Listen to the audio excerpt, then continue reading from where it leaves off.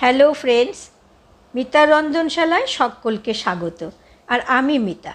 আমি আজকে অত্যন্ত সহজ প্রন বিরিয়ানি রেসিপি শেয়ার করব। তাদের জন্যই করব যারা প্রথম করছেন আর করতে একটু ভয় পাচ্ছেন। যদি ঠিকঠাক না হয় ভয় নেই, আমি তো আছি। চলো দেখে নিই রেসিপিটা। আমি 300 গ্রাম পরিমাণ বাসমতি রাইস নিয়েছি। চালগুলোকে প্রথমে ভালো করে ধুয়ে নিতে হবে। জল পাল্টে পাল্টে 3 থেকে 4 বার ধুয়ে নেব, তারপরে ভিজিয়ে রাখবো। তবে মনে রাখবে, আগে ধুতে হবে, পরে ভেজাতে হবে। ভিজিয়ে ধুতে গেলে চাল কিন্তু ভেঙে যাবে। চালগুলো আমার ধোয়া হয়ে গেছে। এবারে জল দিয়ে আধা ঘন্টার জন্য ভিজিয়ে রাখবো। এবারে চিংড়ি মাছের প্রিপারেশনটা করে নেব। প্রথমে কড়াইতে সাদা তেল দিয়েছি 3 টেবিল চামচ, আর 2টো মিডিয়াম সাইজের পেঁয়াজ খুব পাতলা পাতলা করে কেটে হাই হিটে ভেজে পেঁয়াজ বেরেস্তা তৈরি করে নিয়েছি। এবারে কড়াইয়ে বাদবাকি তেলেতে 1 চা চামচ জিরে ফোড়ন দিলাম, 2টো তেজপাতা দিলাম, আর দিলাম গোটা গরম মশলা, 4টে এলাচ, 2 টুকরো দারচিনি, 2টো লবঙ্গ আর একটা বড় এলাচ। ভালো করে সুন্দর গন্ধ বেরোনো পর্যন্ত ভেজে নিলাম। এরপরে একটা মিডিয়াম সাইজ পেঁয়াজ কুচি করে দিলাম, আর তারপরে দিচ্ছি 15 থেকে 20টা রসুনের কোয়া থেঁতো করে দিয়ে দিলাম। এই চিংড়ি মাছের যে কোনো প্রিপারেশনে রসুনের পরিমাণটা একটু বেশি দিলে গন্ধটা খুব ভালো হয়। কাঁচা গন্ধ যাওয়া অবধি পেঁয়াজ আর রসুনটাকে নেড়েচেড়ে ভেজে নেব। এরপরে দেব 1 টেবিল চামচ আদা বাটা আর 1 টেবিল চামচ কাঁচা লঙ্কা বাটা। আমি শুকনো লঙ্কা ব্যবহার করিনি, কাঁচা লঙ্কাই ব্যবহার করেছি। এটাকেও কাঁচা অবস্থাটা চলে যাওয়া পর্যন্ত ভেজে নেব। তারপরে 2টো মিডিয়াম সাইজ টমেটো ছোট ছোট টুকরো করে এই মশলার মধ্যে দিয়ে ভালো করে নেড়েচেড়ে প্রথমে কষে নেব। তারপরে টমেটোটা যাতে তাড়াতাড়ি নরম হয়ে যায় সেজন্য লবণ দেব আর হলুদ দেব। লবণের পরিমাণটা একটু কম দিলে প্রথম দিকে ভালো হয়, লাগলে পরে দেওয়া যেতে পারে, কিন্তু বেশি হলে খেতে খারাপ লাগবে। লবণ আর হলুদ দিয়ে একটু নাড়াচাড়া করে নিলাম। তারপরে 2 মিনিটের থেকে 3 মিনিটের জন্য ঢেকে দেবো। এর মধ্যে টমেটোটা নরম হয়ে যাবে। 3 মিনিট বাদে ঢাকা চাপাটা খুলে নিয়েছি, তবে ফ্লেমটা কিন্তু মিডিয়াম টু লোয়ের দিকে থাকবে। নাড়াচাড়া করে নিলাম। টমেটোটা কিন্তু যথেষ্ট নরম হয়ে গেছে। এবারে দিয়ে দেবো গুঁড়ো মশলা। জিরে আর ধনে গুঁড়ো 1 চা চামচ করে দিলাম, 2 পিঞ্চ দিলাম গরম মশলা, আর দিচ্ছি কাশ্মীরি লাল লঙ্কার গুঁড়ো 1 চা চামচ, আর 1 টেবিল চামচ বিরিয়ানি মশলা। এই বিরিয়ানি মশলা আমার বাড়িতে তৈরি করে নেওয়া, তবে এই রেসিপিটা আমি এই চ্যানেলে শেয়ার করিনি, অন্য একটি চ্যানেলে শেয়ার করা আছে। তবুও আমি ওর লিঙ্কটা ডেসক্রিপশান বক্সে দিয়ে রাখবো, চাইলে তোমরা দেখে নিতে পারো। ভালো করে মশলাগুলো নাড়াচাড়া করে ঢেকে দিচ্ছি মিডিয়াম টু লো হিটেতে 2 থেকে 3 মিনিটের জন্য। 3 মিনিট পরে ঢাকা চাপাটা খুলে দেখো অনেকটা কষা হয়ে গেছে। মাঝে কিন্তু একবার নেড়ে দিও। আবারও আমি মশলাটাকে নেড়ে দিলাম। এবারে আমি এখানে চাপড়া চিংড়ি 300 গ্রাম পরিমাণ নিয়েছি।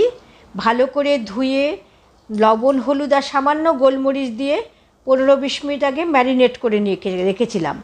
সেটাকে এবার এই মশলার মধ্যে মিশিয়ে ভালো করে নেড়ে চেড়ে নিচ্ছি। আবারও ঢেকে দেবো যতক্ষণ না চিংড়ি মাছটা থেকে জল বেরিয়ে আসে, কারণ চিংড়ি মাছটা কিন্তু কাঁচা ব্যবহার করেছি, সেদ্ধ হতে হবে। এবারে ভাতের প্রিপারেশনটা করে নেব। আমি 1.5 কাপ চাল নিয়েছিলাম আর 5 কাপ জল নিয়েছি। 1 চা চামচ লবণ, 1 চা চামচ সাদা তেল, আর গোটা গরম মশলার মধ্যে 4 থেকে 5টা ছোটো এলাচ, 3 টুকরো দারচিনি, একটা বড় এলাচ দিয়ে দিলাম। ঢাকা চাপা দিয়ে দেবো, জলটা ফুটতে থাকুক। আর এদিকে চিংড়ি মাছটা দেখলাম জল বেরিয়ে গেছে, চিংড়ি মাছও নরম হয়ে গেছে। কিছুটা ধনেপাতা কুচি দিয়ে ভালো করে নাড়াচাড়া করে নিলাম। আবারও একটু ঢেকে দেবো মিনিট 2-1 জন্য। এতক্ষণে ভাতের জল ফুটে গেছে। এবারে ধুয়ে জল ঝরিয়ে রাখা চালগুলো ছেড়ে দিচ্ছি পাত্রের মধ্যে। দিয়ে দেবো একটু লেবুর রস, 2 চা চামচ পরিমাণ যদি লেবুর রস দিয়ে দিই তাহলে ভাতের দানাগুলো যেমন ঝরঝরে হবে আর রঙটাও হবে সাদা ধবধবে। লেবুর রসটা দিয়ে ভালো করে হাতা দিয়ে নেড়ে দেবো আর ঢাকা চাপা দিয়ে দেবো, তবে এটা হাই হিটে কিন্তু। এবারে চিংড়ি মাছের প্রিপারেশনটা আবারও দেখে নিচ্ছি। সুন্দর তৈরি হয়ে গেছে। এবারে নাড়াচাড়া করে ঢাকা চাপা দিয়ে এটাকে সরিয়ে রাখবো। ইতিমধ্যে ভাতটাও আমার হয়ে গেছে প্রায়। দেখে নিচ্ছি কতটা সেদ্ধ হয়েছে। 70 to 75% কিন্তু নরম হবে, পুরোটা নরম হবে না, কারণ আমরা লাস্টে দমে বসাবো, তাতে বাদবাকি অংশটা নরম হয়ে যাবে। দেখে নিচ্ছি ভাতের ওপরি অংশটা নরম থাকবে, ভেতরটা কিন্তু একটু শক্ত থাকবে। ভাতের এবার ফ্যানটা গেলে নেব। এবারে বিরিয়ানি তৈরির শেষ অংশটুকু করে নিচ্ছি। কিছুটা পরিমাণ গ্রেভি শুদ্ধ চিংড়ি মাছের প্রিপারেশনটা তুলে রাখলাম, মানে অর্ধেকটা তুলে রাখলাম, আর যেটুকু অংশ কড়াইয়ে থাকলো সেটাকে ভালো করে চারধারে ছড়িয়ে দিচ্ছি। এর উপরে ভাতের লেয়ার দেবো। প্রথম লেয়ারে ভাতটা একটু বেশি পরিমাণে দেবো, এরপরে আবারও একটু পেঁয়াজ বেরেস্তা এর ওপর দিয়ে ছড়িয়ে দেবো, আর চিংড়ি মাছের বাদবাকি প্রিপারেশনটা এর উপরে এবারে দিয়ে দেবো। পুরোটাই আমি দিয়ে দিচ্ছি, আবারও চারদিকে ছড়িয়ে দিচ্ছি। আর ভাতের লেয়ারিং এবার যেটা দেবো সেটা একটু কম, আগের লেয়ারের তুলনায় এই লেয়ারে ভাতটা একটু কম থাকবে। পেঁয়াজ বেরেস্তা দিয়ে দিলাম,